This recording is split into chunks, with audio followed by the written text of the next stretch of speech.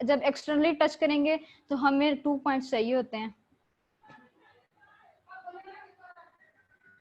उसके लिए simple formula r1 x square plus r2 x1 over r1 plus r2, सिर्फ इनके फार्मूलाज करने हैं। अगर एक्सटर्नली करते हैं तो प्लस का साइन आएगा, फार्मूला सेम रहते हैं इसके, ठीक है। और अगर एक्सटर्नली इंटरनली करते हैं तो माइनस का साइन आएगा, बाकी सारी चीजें सेम वैसी ही रहती हैं। r1 r2 या x1 x2 बेसिकली ये 2 सर्कल्स होते हैं। एक सर्कल का जो हम पॉइंट लेंगे वो x1 y1 हो जाएगा और उसका r1 हो जाएगा रेडियस। जब हम दूसरे सर्कल का ले रहे होते हैं तो वो x2 y2 और r2 हो जाता है। तो इस तरह से हम ये r1 और r2 उसी सर्कल के अंदर से फाइंड कर रहे होते हैं, ठीक है। अच्छा, देन नेचर ऑफ सर्कल है। नेचर ऑफ सर्कल ये सेम, वो जो रेडियस के अंदर वाली चीज हम लोग फाइंड कर रहे होते थे ना, इक्वेशन में से वही चीज उठानी है, जैसे इसका अंडर रूट वगैरह नहीं लेना, उसका आंसर निकालना है। अगर तो वो ग्रेटर आ जाता है 0 का, देन सर्कल हमारे पास रियल होगा, ठीक है। और अगर वो इक्वल टू 0 आ जाता है तो उसका जो रेडियस है वो 0 होगा, लेकिन वो जो सर्कल है वो होगा रियली, ठीक है। और अगर यहाँ पे लेस आ जाता है 0 से तो वो एक इमेजिनरी सर्कल होगा कि अब जिसका रेडियस ही वो 0 से कम आ रहा है, तो माइनस में तो नहीं ना आ सकता, उसे हम इमेजिन तो कर सकते हैं। रेडियस उसका रियल होगा क्योंकि वो 0 0 भी आ सकता है, ठीक है, लेकिन जो सर्कल है वो इमेजिनरी होगा। अच्छा, नेक्स्ट टॉपिक है हमारे पास, ये जो सारी चीजें हम पढ़ रहे हैं ये अभी सर्कल के अकॉर्डिंग पढ़ रहे हैं, बाकी तीनों की इतना डिटेल नहीं है, जिस सर्कल का दिया हुआ है इस चैप्टर में ज्यादा।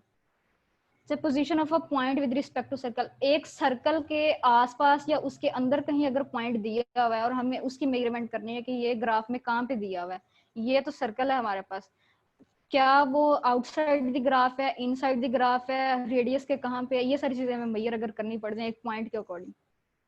जैसे ये साइड पे एक छोटा सा सर्कल बना हुआ है, ओरिजिन और वो जो बाहर एक डॉट लगा हुआ है ना, और फिर एक लाइन खींची हुई है, वो हमारे पास बाहर था एक, ये जो पॉइंट है।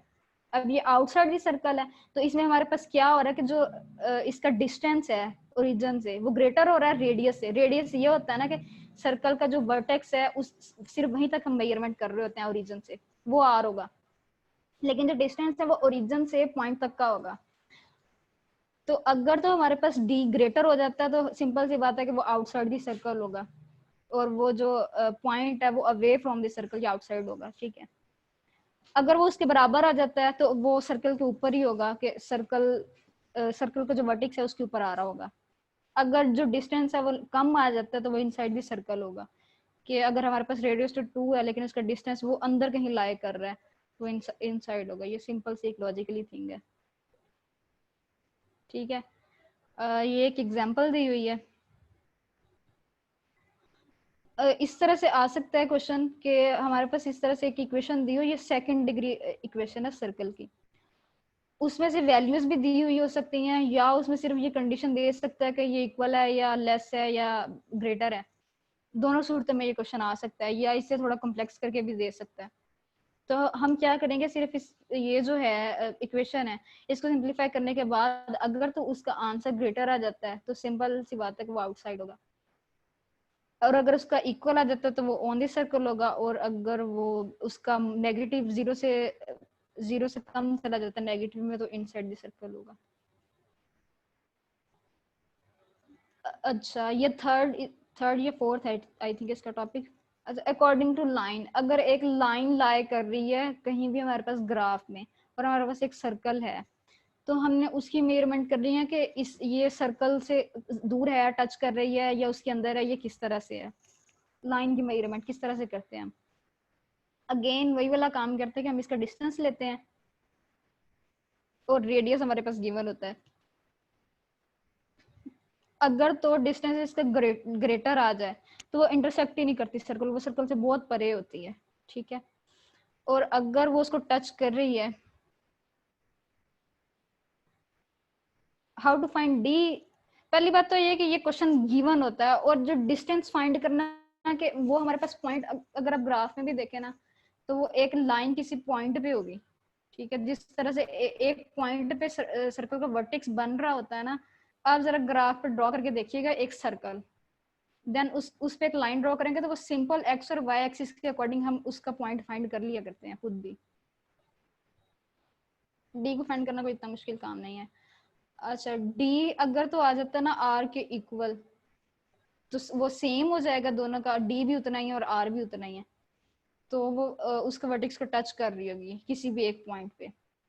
अगर वो जैसे जब वो टच करेगी तो वो हमारे पास बनेगी टेंजेंट लाइन, ठीक है।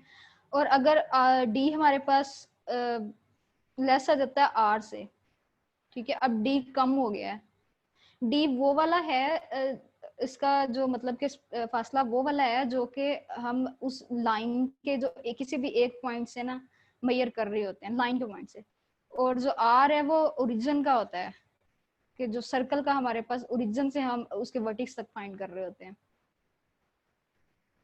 अच्छा अगर इस सूरत में आ जाए कि हमारे पास जो लाइन है वो सर्कल के अंदर लाई कर रही है, तो वो हमारे पास सेकंड लाइन बनेगी, और वो पॉइंट को कहीं ना कहीं वो किसी एक पॉइंट पे ना सर्कल को कट भी करेगी।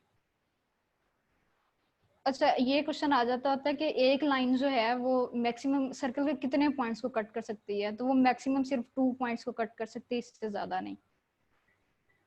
क्योंकि वो ज्यादा से ज्यादा भी अगर सीधी लाइन हो तो वो 2 क्वाड्रेंट्स में लाई कर सकती है ना, तो 2 क्वाड्रेंट्स में एक पॉइंट उसका एक क्वाड्रेंट में आ जाएगा और दूसरा दूसरे क्वाड्रेंट में आ जाएगा, सिंपल सी बात है।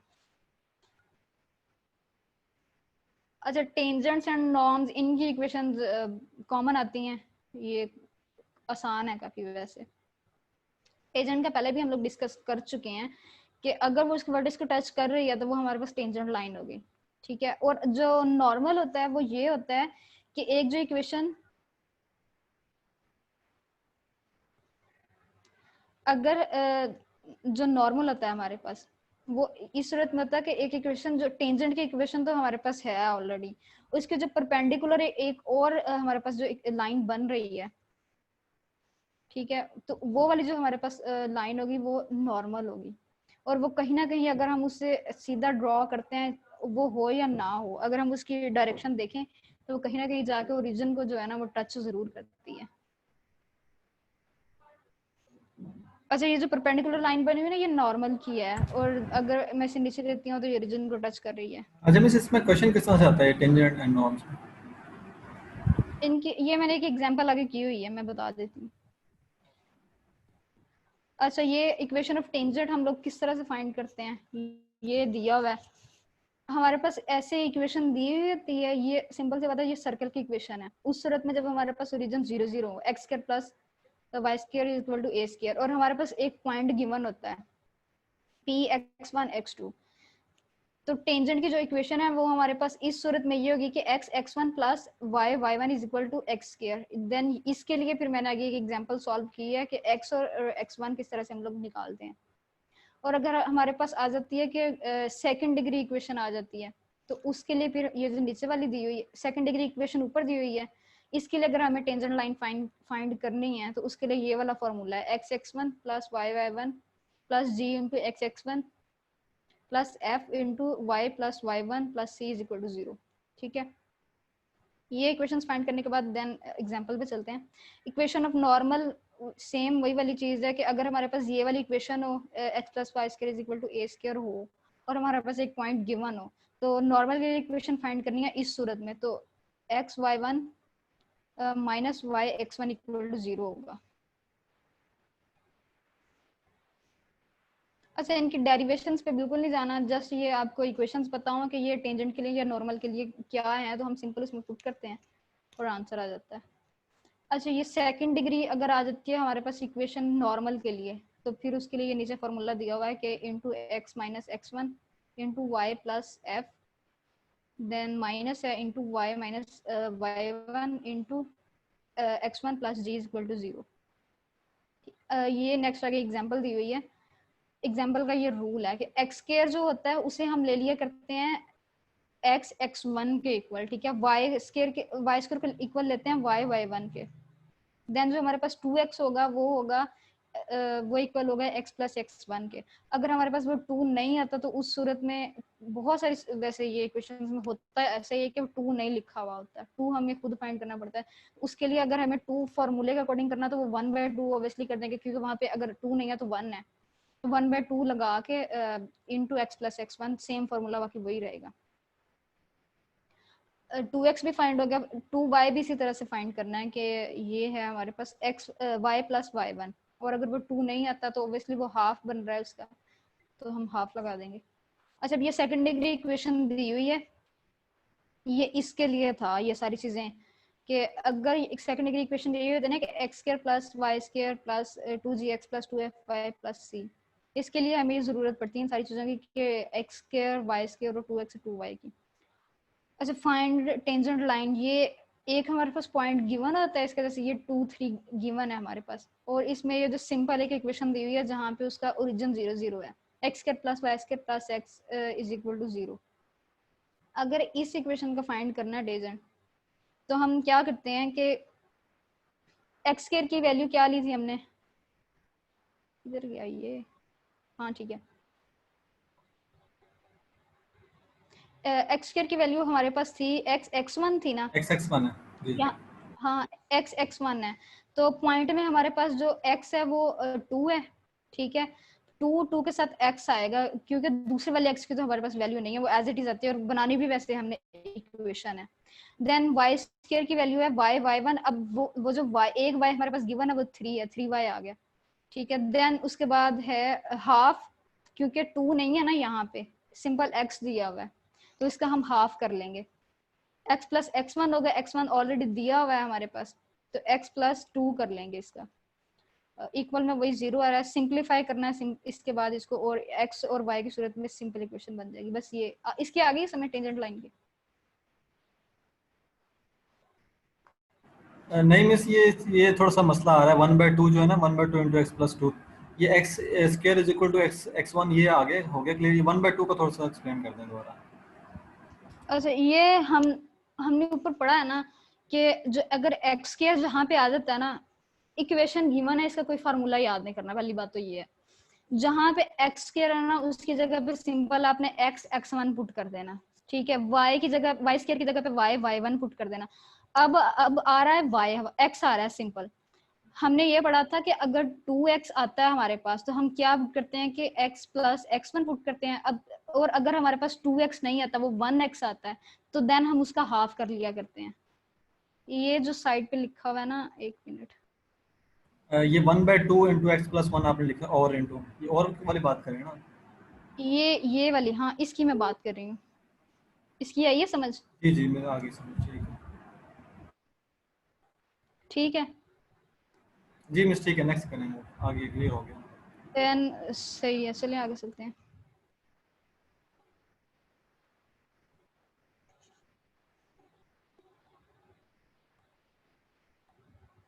जी, अब आपको आगे समझ सना, आई थिंक ये सना को थोड़ा सा क्लियर नहीं है।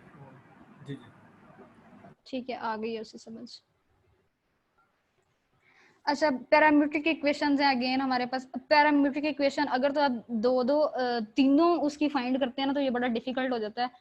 मैंने सिर्फ ये आप लोगों के एग्जांपल के लिए सेकंड जो है ना सेकंड डिग्री इक्वेशन लिखी है, अदरवाइज ये बनती बिल्कुल भी नहीं है, मतलब होती है, एग्जिस्ट करती है, लेकिन अगर हमें जो सिंपल है वो जो फर्स्ट डिग्री इक्वेशन समझ आ जाती है ना, तो सेकंड डिग्री हम ऑलरेडी इक्वेशन में से खुद ही फाइंड कर लिया करते हैं। तो वह मैंने एक सर्कल की सिर्फ सेकंड डिग्री लिखी है। नेक्स्ट अगर इलिप्स की या हाइपरबोला या पैराबोला की सेकंड डिग्री आ जाती है, तो सेम उसी तरीके से हम आर की जगह पे आर की जो वैल्यू अंडर रूट जी का स्क्वायर प्लस एफ का स्क्वायर माइनस सी, वही वाली पुट करनी है, इक्वेशन सेम वही रहेगी। जैसे पैरामीट्रिक इक्वेशन है इसकी सर्कल की, x is equal to r cos t, t मतलब कोई भी एंगल हो सकता है, और h है हमारे पास, h और k हमारे पास वही अगेन ओरिजिन के पॉइंट्स होंगे। आर की अगर हमारे पास अगर तो ये सिंपल है तो हमारे पास या तो गिवन होगा, अगर नहीं भी गिवन होगा तो हमारे पास 2 पॉइंट्स दिए होंगे, देन वहां से आर की फाइंड करने के बाद हम यहाँ पुट करेंगे तो वो हमारे पास एंगल भी गिवन होगा, ठीक है। और अगर हमारे पास आ जाती है इसी सूरत में सेकंड डिग्री की, तो हम फिर कैसे एक्स की फाइंड करते हैं, आर की जगह पे वही सेम आर की वैल्यू पुट करेंगे, ठीक है, कॉस थीटा माइनस जी और माइनस एफ, ऊपर वाली इक्वेशन में एच और के थे वो ओरिजिन के पॉइंट्स, तो वो 0 0 होते हैं, इस वजह से वो ऐसे ही रह जाते हैं। नीचे वाले जब सेकंड डिग्री आ जाती है तो वो माइनस जी और माइनस एफ की सूरत में आ जाता है। ये क्लियर है? अच्छा ये जो y के साथ है, ये जिस तरह से ऊपर है y is equal to r sine t plus k, इसी तरह से ये जो सेकंड डिग्री है ना, इसके लास्ट में साइन थीटा लिखा हुआ है। ये मेरे पास पहले के नोट्स पड़े हुए थे तो मैंने बीच में एडजस्ट किया, इस वजह से इस तरह से हो रहा है। ठीक है,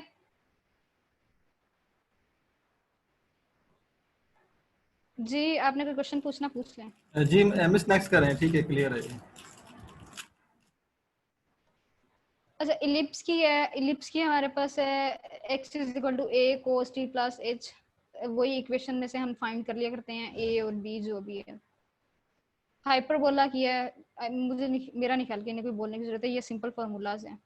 ठीक है, पैराबोला की सिंपल है, x is equal to 8t square, y is equal to 280। अच्छा ये इनकी इक्वेशंस हैं, ये ऑलरेडी डिराइव्ड की हुई हैं। ठीक है, अगर हमारे पास ये सेकंड डिग्री इक्वेशन आ जाती है तो पैराबोला की, इलिप्स की और हाइपरबोला और सर्कल की हमारे पास इक्वेशंस यही रहेंगी। ठीक है, x is equal to 4py और y की अगर हम लेंगे, मोस्टली इसकी y की आती होती है, y is equal to 4ax हो जाएगी। ठीक है, इलिप्स की सूरत में हमारे पास x का स्क्वायर ओवर a का स्क्वायर, ये ड्राइव थिंग है। ठीक है, इन्हें भी प्रूव नहीं करना, अगर क्वेश्चन आ जाता है तो जस्ट ये यहाँ से इक्वेशन उठानी है और लगा देनी है।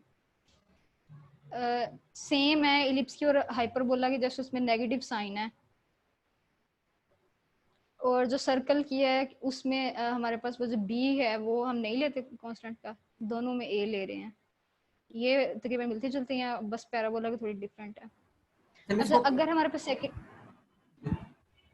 सेकंड डिग्री इक्वेशन आ जाती है, ठीक है, उसके हमने ना, ये वाला वैसे क्वेश्चन बड़ा कॉमन आता है, ये है इस तरह से, तो हमने ना ये वाला जो फॉर्मूला है ना बी स्क्वायर माइनस 4a, इसका आंसर निकालेंगे। अगर तो वो आ जाता है ग्रेटर देन, तो वो हाइपरबोला की इक्वेशन होगी।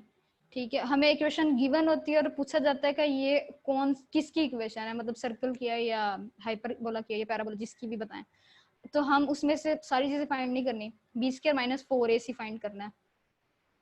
उसके लिए अगर वो ग्रेटर देन आ जाता है इसका आंसर, वो 10 सेकंड में सॉल्व होने वाला क्वेश्चन है, तो वो हाइपरबोला होगा। ठीक है, अगर वो इक्वल टू या लेस आ जाती है 0 से, तो वो हमारे पास पैराबोला होगी। ठीक है, और अगर हमारे पास 0 से लेस आ जाती है तो उसके लिए फिर हम दो जो कंडीशंस हैं वो फाइंड करते हैं कि हमारे पास उस सूरत में अगर b है वो 0 के इक्वल हो और a c के इक्वल होगा, कि जो ऊपर इक्वेशन में गिवन है ना दोनों कांस्टेंट्स, तो हमारे पास सर्कल होगा। लेकिन अगर b होगा ना तो 0 के इक्वल हो और जो a है वो ना ही वो c के इक्वल है, तो वो एलिप्स की होगी। ये बड़ा कॉमन क्वेश्चन है वैसे।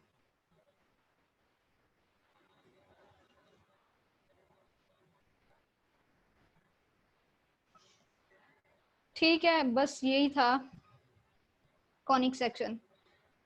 ये थोड़ा सा इसमें याद रखने वाली चीजें ज्यादा हैं और इसमें ढूंढने वाली बहुत ज्यादा थी इस चैप्टर में। अच्छा एक और चीज रह गई है इसमें, मैं बता दूं, लास्ट में ना हमारे पास बुक में है इसके दिए हुए, बुक में ना ये सर्कल का तो सारी चीजें इसमें कवर हो जाती हैं, सर्कल का कोई टेबल वगैरह नहीं बनता इसमें। जो है हमारे पास बाकी के 3 इलिप्स, पैराबोला और हाइपरबोला, इन तीनों का ना टेबल गिवन है, हर बुक में है ये मेंशन, हर तीनों के अलग अलग गिवन है। उसमें ये होता है कि जैसे वो पैराबोला है, तो पैराबोला क्या होता है कि हमारे पास ओपन माउथ वाला बनता है। अगर हम वो फोर्थ क्वाड्रेंट मतलब चारों क्वाड्रेंट लेते हैं तो वो हर में अलग अलग आएगा। अगर फर्स्ट क्वाड्रेंट लेते हैं तो वो दोनों पॉजिटिव हैं, तो जो उसका शेप बनेगा वो हमारे पास राइट हैंड बनेगा। ठीक है, देन उसके अकॉर्डिंग जब वो राइट हैंड शेप बनता है उसका, तो कहाँ पे वो टच कर रहा है, वो उसका फोकस पॉइंट और कुछ और इस तरह की चीजें होती हैं, वो सिर्फ एक नजर आप लोगों ने बुक से देख लेनी है तो वो इजीली समझ आ जाता है। अगर वो सेकंड क्वाड्रेंट में लाई कर रहा है पैराबोला, तो ऑब्वियसली वो जो उसका बनेगा, उसका डायरेक्शन बनेगी वो हमारे पास लेफ्ट हैंड बनेगी, और उस सूरत में हमारे पास जो x की इक्वेशन बनेगी वो नेगेटिव बनती है और जो y की पॉजिटिव बनती है। इसी तरह से ना सब में ये चार सारी इक्वेशंस बनती हैं, पैराबोला, एलिप्स और हाइपरबोला की। एक x की पॉजिटिव, x की नेगेटिव इक्वेशन बनेगी, देन y की पॉजिटिव और y की नेगेटिव इक्वेशन। उसी के अकॉर्डिंग आपने शेप्स ड्रॉ करनी है, इन तीनों की। तो जहाँ पे वो चीजें टच कर रही होंगी, वो फोकस पॉइंट्स और वो टेबल एक नजर देखेंगे तो वो समझ आ जाएगी, और इसमें कोई अच्छा ऐसी मिस, बात मैंने है वो नहीं। टेबल ठीक है, टेबल टेबल ही पूछना था कि इसमें ना दो टेबल्स हैं, एक तो आई थिंक एक एक्स एक्सिस का है और एक वाई का है, इस तरह से ही है? नहीं नहीं, इसमें जो टेबल है ना वो अलग अलग है, मतलब एलिप्स का अलग है, नहीं नहीं, पैराबोला का अलग है। वो तो अलग है, मतलब अलग है ही, मैं पैराबोला की बात कर रहा हूँ। मतलब पैराबोला की जो समरी वाला टेबल है ना, समरी ऑफ स्टैंडर्ड पैराबोला, यही बात कर रहे हैं ना आप इसकी? एक मिनट में ना थोड़ा सा यहाँ पे लिखती हूँ, 294 पेज मुझे है। वो बोर्ड नहीं शो हो रहा। एक मिनट, अब देखिए अब हो रहा है? नहीं अभी भी नहीं है मेरे पास। उसमें करें ना, उसमें शेयर स्क्रीन की होगा वो। इसमें ना वो डायरेक्ट्रिक्स और ट्रांसवर्स और वर्टेक्स इस तरह की हैं चीज़ें टेबल में। एक मिनट में बता रही हूँ।